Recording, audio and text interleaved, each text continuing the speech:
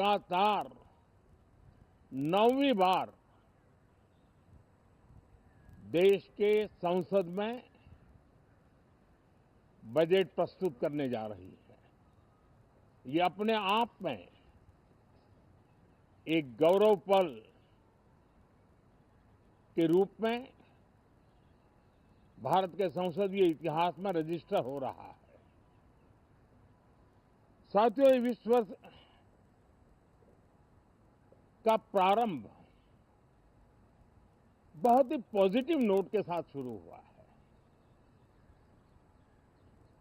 आत्मविश्वास भरा हिंदुस्तान आज विश्व के लिए आशा की किरण भी बना है, आकर्षण का केंद्र भी बना है।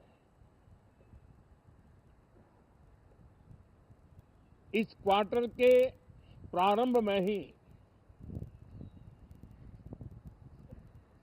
भारत और यूरोपियन यूनियन का फ्री ट्रेड एग्रीमेंट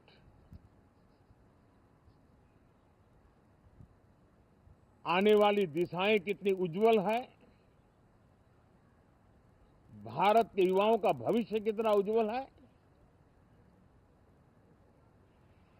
उसकी एक झलक है। ये free trade for ambitious Bharat है। ये free trade for aspirational youth है। ये फ्री ट्रेड फॉर आत्मनिर्भर भारत है। और मुझे पक्का विश्वास है, खास करके जो भारत के मैन्युफैक्चरर्स हैं, वे इस अवसर को अपनी क्षमताएं बढ़ाने के लिए करेंगे। और मैं सभी प्रकार के उत्पादकों से यही कहूंगा कि जब भारत यूरोपियन यूनियन के बीच मदर ऑफ ऑल डील्स जिसको कहते हैं, वैसा समझौता हुआ है, तब मेरे देश के उद्योगकार, मेरे देश के मैन्युफैक्चरर्स अब तो बहुत बड़ा बाजार खुल गया, अब बहुत सस्ते में हमारा माल पहुंच जाएगा, इतने भाव से वो बैठे न रहे। ये एक अवसर है और इस अवसर का सबसे पहला मंत्र ये होता है कि हम क्वालिटी पर बल दें। हम अब जब बाजार खुल गया है तो उत्तम से उत्तम क्वालिटी लेकर के बाजार में जाएं।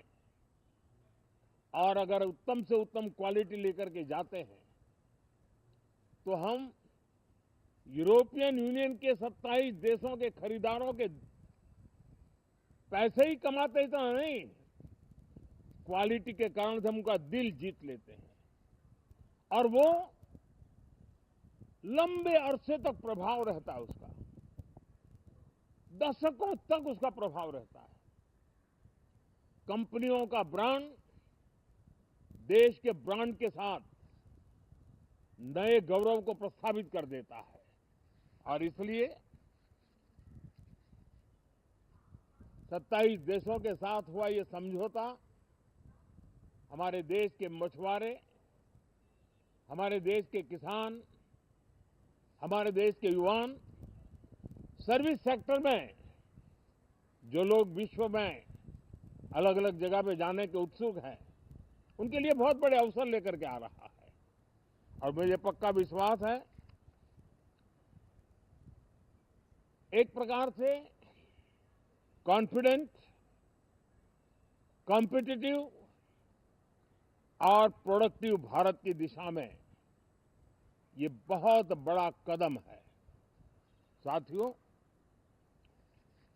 देश का ध्यान बजट की तरफ होना बहुत स्वाभाविक है,